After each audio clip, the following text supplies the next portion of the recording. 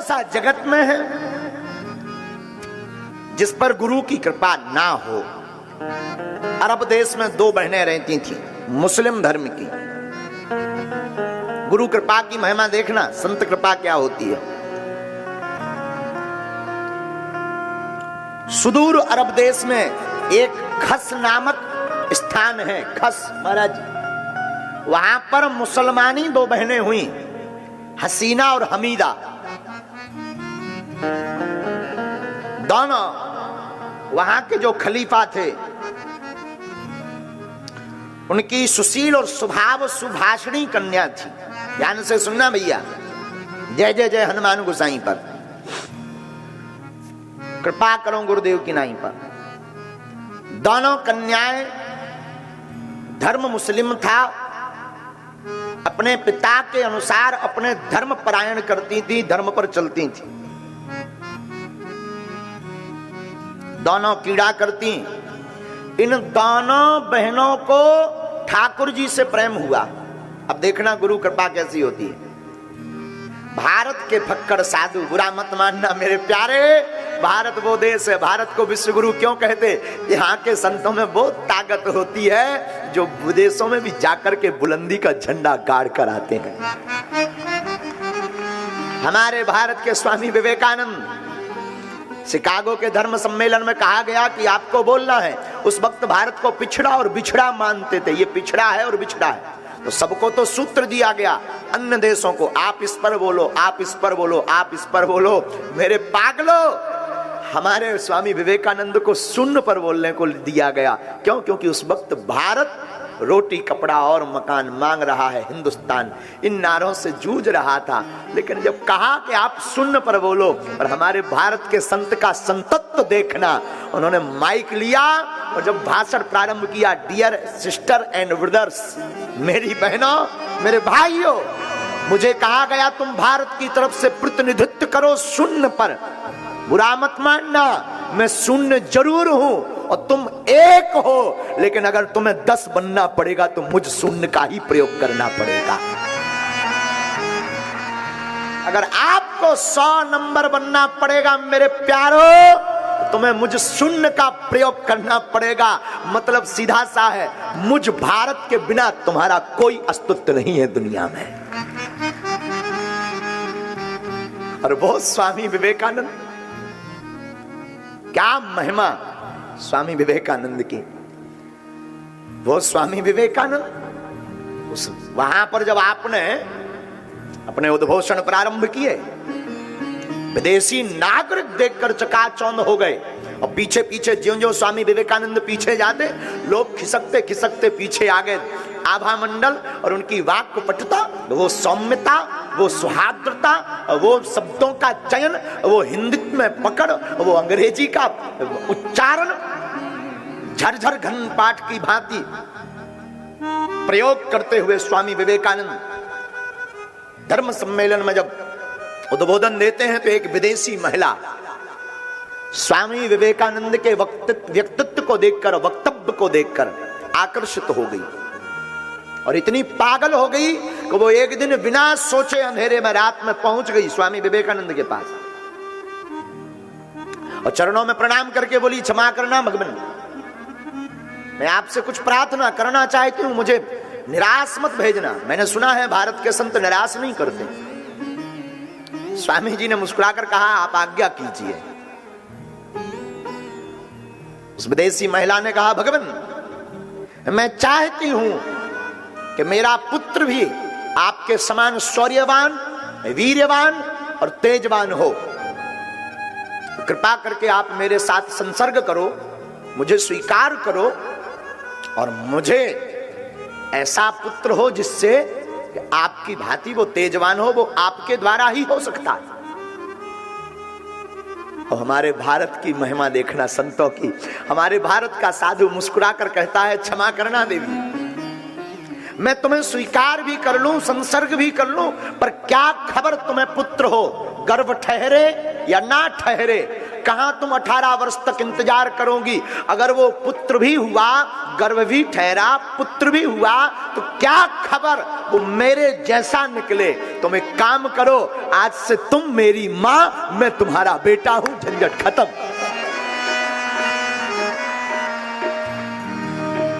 आंखों से आंसू आ गए उस विदेशी युवती के।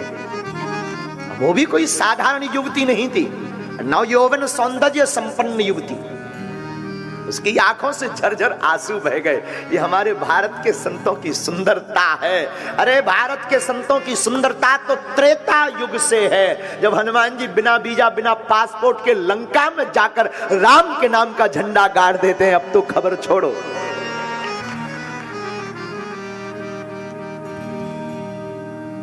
आहा, साधु तो दो बहनें अरब देश की, खस नामक संभ्रांत प्रांत में, हमीदा और हसीना। जय जय जय हनुमान गोसाई,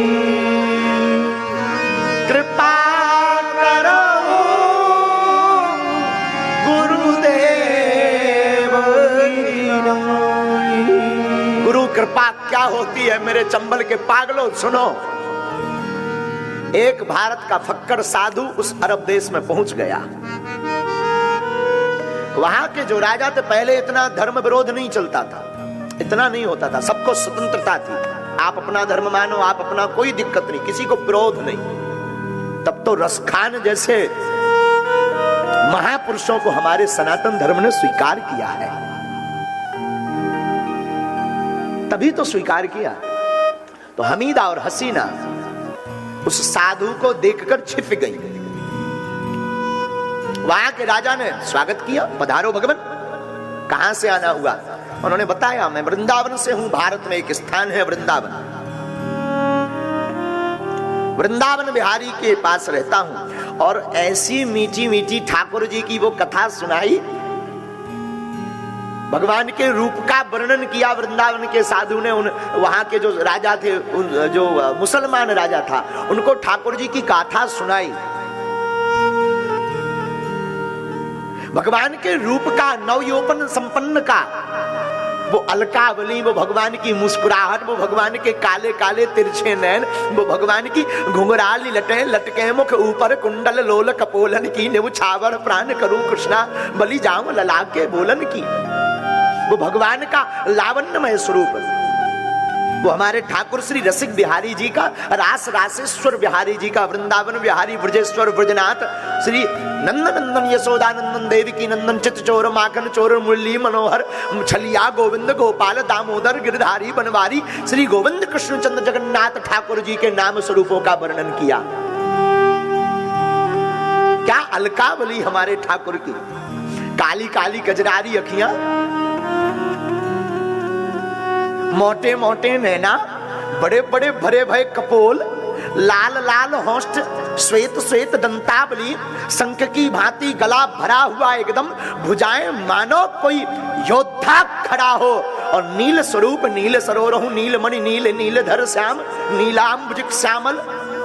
वो भगवान का नील अंबर की भांति, दूध मक्खन मक्खन की भांति नीला स्वरूप, वो चितवन, वो चलन, वो बोलन।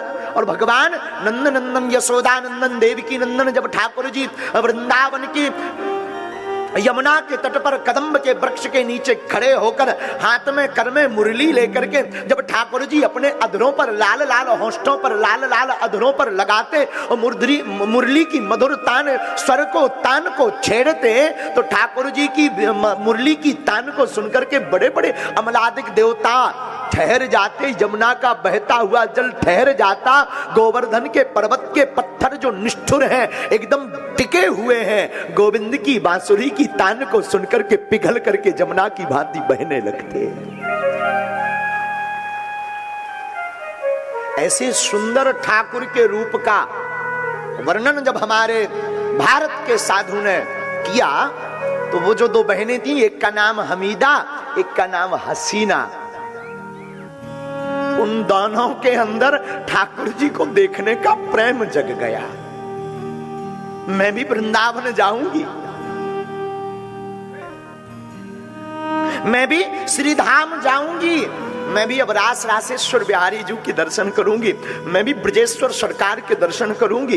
तो दोनों साधु जाने लगे तो दोनों हाथ जोड़कर, भगवान क्षमा करना, ये जो तुमने वर्णन किया कि कोई इतना सुंदर है, मुरली लिए, सांवला है, पीतांबर पहने, घुंघराली लटे हैं, लाल लाल उसके जो है होस्ट हैं, एकदम प्यारे से कपोल हैं, वो ब्रिज में कहां रहता, ये भारत में कहां रहता। महात्मा ने परिचय लिखवाया तो साधु तो रमता जोगी बहता पानी चल पड़े। इन दोनों के अंदर एकदम सत्य घटना, आप ये कोई बनाई हुई चर्चा नहीं है। कभी आप लोगों को मिले ना तो कल्याण पुस्तक का 26वें वर्ष का विशेष अंक भक्त चरितांग पढ़ना, उसमें इस कथा का वर्णन आया। दोनों बहनें बाबरी हो गईं, दोनों के अंदर ठाकुर जी का भाव जग गया। अपने पिता से बोली माफ करना, मैं तो भारत जाऊंगी। पिता ने बहुत समझाया, कहां जाओगी, पहले कोई हवाई जहाज तो होती नहीं थी, नाव से यात्रा की जाती थी, बहुत दिन लगेंगे, कई महीनों लगेंगे, मत जाओ। दोनों बहनें नहीं मानी। जब नहीं मानी तो भगवान श्री ठाकुर जी के दर्शन को उत्सुक होकर के एक काफिला, बगदादियों का एक काफिला जो भारत से निकलने वाला था, वो जा रहा था वहीं से, खस प्रांत से। वहां के राजा ने अपनी दोनों बेटियां हमीदा और हसीना और उसके साथ एक भाई उसका लगा दिया, एक सैनिक लगा दिया, जाओ तुम दर्शन कराओ, लिवा लाना वापस। दोनों चली। भगवान की लीला विचित्र है। रास्ते में डाकुओं ने हमला कर दिया, जो साथ में व्यापारी थे वो सब मारे गए। इनको कोई फर्क नहीं पड़ा, क्योंकि इनको तो वही बार बार चित्रण, वो बंसीवट, वो माधुर्य रूप, वो लावण्यमय स्वरूप, वो मनमोहन चित्तचोर का रूप बार बार चित्त में आवे, बार बार चित्त में झांकी बनवे, बार बार भाव प्रकट होवे, तो इनको तो वही दर्शन होवे। लेकिन जब ये भाव से बाहर निकली तो देखा जिनके साथ जाना था वो मर गए। डाकुओं ने इन दोनों को पकड़ लिया, ले गए पकड़कर।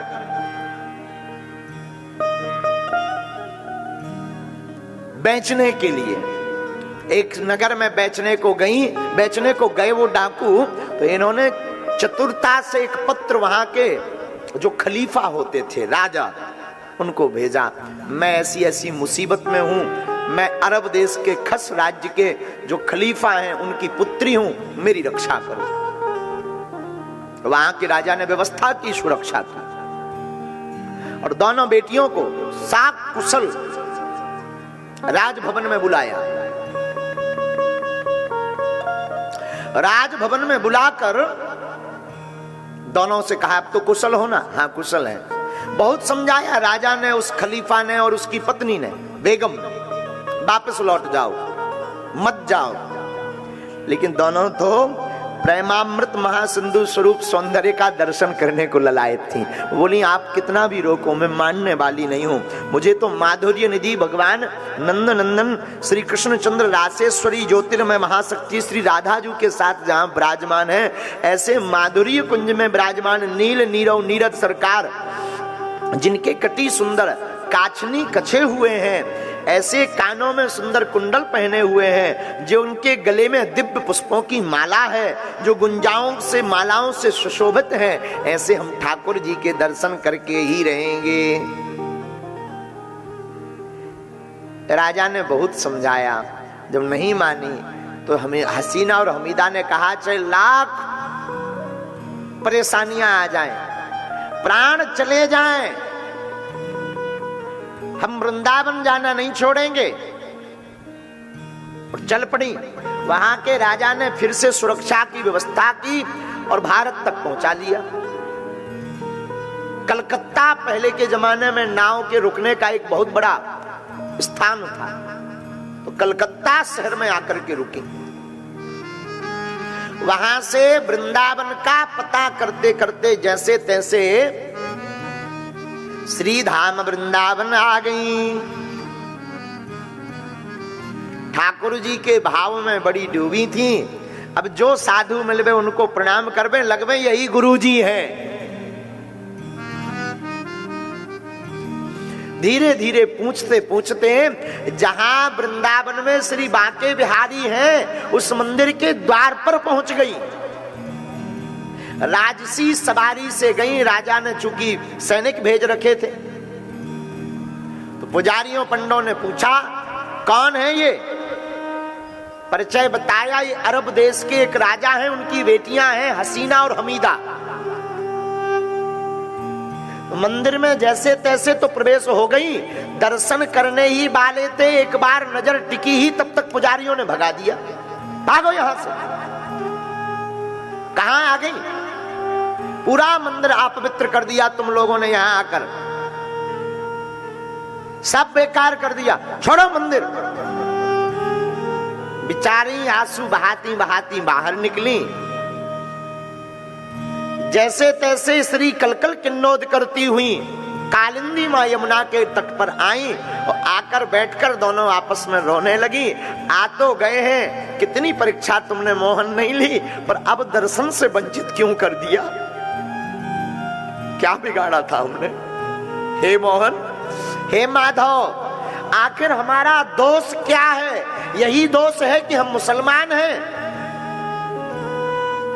पर ठाकुर जी, हमने तो साधुओं से, वृंदावन के संतों से और अपने गुरु जी से सुना था, हरि जी जैसो तैसो तेरो।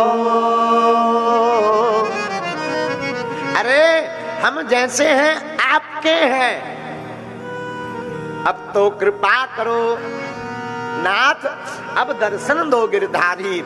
हे गोविंद, हे चितचोर, हे माखन चोर, हे मुरली वाले, हे मनमोहन, अब तो दर्शन दो। व्याकुलता बढ़ गई। कब रात हो गई पता नहीं लगा। हमारे ठाकुर जी से रहा नहीं गया। सपने में पुजारियों को फटकार लगाई। प्रातः काल होते ही दोनों को साथ सम्मान मंदिर में लाना। वहां के गोसाई जो पुजारी जी थे, और भगवान को रात को ही नहीं रहा गया। रोज तो ठाकुर जी निधि वन में लीला करते थे, आज ठाकुर जी नाव में श्री रासेश्वरी बिहारी बिहारिणी जो भगवान वृषभान की लली को लेकर, राधा रानी को लेकर नाव में बैठकर ललिता विशाखा आदि सखियों के साथ शोभायमान होकर रमण विहार करते हुए श्री रमण बिहारी जी नाव चलाते चलाते जमुना जी के किनारे वहीं पहुंच गए जहां वो दोनों हमीदा और हसीना बैठी हुई थी। सुंदर बाकी छवि को देखकर दोनों आपस में चर्चा करने लगी। दोनों सहेलियां, भैया ये जिनकी संत गुरुजी चर्चा कर रहे थे ये वही लग रहे हैं। धीरे धीरे नाव किनारे पर आकर रुकी। तेज पुंज प्रकाश प्रकट भया। ललता सखी उतरकर सामने आई। इन्होंने प्रणाम करके कहा, आप कौन हैं? तो कहा, आप लोग क्यों यहाँ पर बैठी हैं? इतनी रात्रि में, देर रात्रि हो गई, निशा घोर हो गई, जाकर शयन करो। कौन हो? बहन क्षमा करना, मेरा नाम हमीदा है। ये मेरी राजा की पुत्री, मेरी सहेली बहन जैसी है। इसका नाम हसीना है। और ये अरब देश के खस सब प्रांत, जहाँ प्रांत है वहां के खलीफा की पुत्री है। और यहाँ के जो श्री ब्रजेश्वर ठाकुर जी हैं उनके दर्शन करने को आई है। अच्छा, हाँ, तो क्या हुआ? यहाँ क्यों बैठी हो? यहाँ के आचार्यों ने दर्शन नहीं दिया, दर्शन करने से मना कर दिया। ललिता की आंखों में आंसू आ गए। बोली, देवियों, अरे सखियों, अरे बहनों, तुम बड़ी भाग्यशाली हो। तुम दर्शन करने वहां से यहाँ आई और ठाकुर जी तुम्हारे दर्शन करने मंदिर से यमुना जी के होते हुए यहाँ पर आए हैं। दोनों की आंखों से झरझर आंसू बह गए। नाव में जब जाकर देखा तो नाव से हमारे ठाकुर श्री रमण बिहारी जी और श्री बिहारिणी जी राधा रानी को लेकर के हाथ में मुरली, वही पीतांबर बांधे, वही प्यारी प्यारी काली काली जुल्फे भगवान की वही लटक रही है, मुख के ऊपर भगवान के कपोलों के ऊपर वही भगवान की मुस्कुराहट, चितवन चितचोर माखन चितचोर का वही लावण्यमय सौंदर्य रूप, जिस चितवन को देख करके बड़े बड़े देवता जो अपने देह की सुध नहीं रखते वो भी देह से बाहर निकल करके गोविंद की चितवन चितचोर माखन की मधुर मुस्कान की लावण्यमयी मूर्ति पर अपने आप को बारी बारी कर देते हैं, अपने आप को न्यौछावर कर देते हैं। दोनों बहनें भी साष्टांग दंडवत होकर के चरणों में गिर पड़ी। चरणों में ही नहीं गिरी, सदा सदा के लिए गोविंद की हो गई। और अब तो दोनों सखियां कहने लगी जय जय जय हनुमान गोसाई, कृपा करहूं गुरु देव की नाई, कृपा करहूं